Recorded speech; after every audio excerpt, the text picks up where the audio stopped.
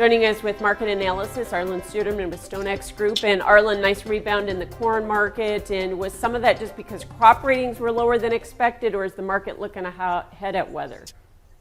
Yeah, I think there's a number of factors. We sold off hard last week.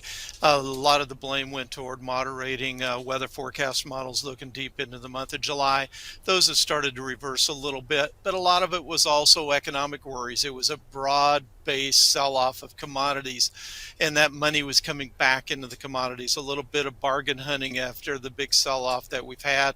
The fundamentals are still there supporting these commodities. There's still supply concerns going forward, and I think a lot of traders said, let's come in and do some buying at these levels. But there wasn't also that much conviction with today's buying either. So I don't want to put too much into one day's strength.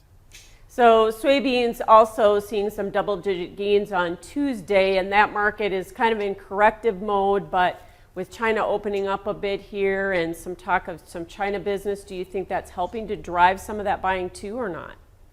Well, it certainly is. And the funds love trading soybeans. So if there's an opportunity, they're going to choose soybeans above everything else. But they are. And China only has about 60% of their coverage of needs for the month of August. Most of their July is bought already. So August, they have very little of the September needs purchased. And so you get a big price break like we had. That's an opportunity for them to come in, particularly with the weather models being concerning going forward. And speaking of that price break, do you think because we had the big recessionary sell-off last week as we go into the reports on Thursday, that may temper some of the bearishness if there is some? Yeah, absolutely.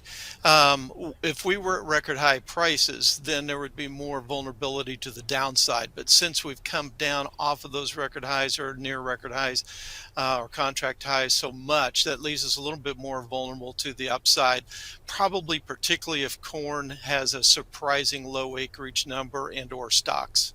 Okay, thanks so much. And you can get our full analysis on agweb.com. Arlan Suderman joining with StoneX Group here on Ag Day. More Ag Day coming up. Contact Arlan Suderman by email at arlan.suderman@intlfcstone.com.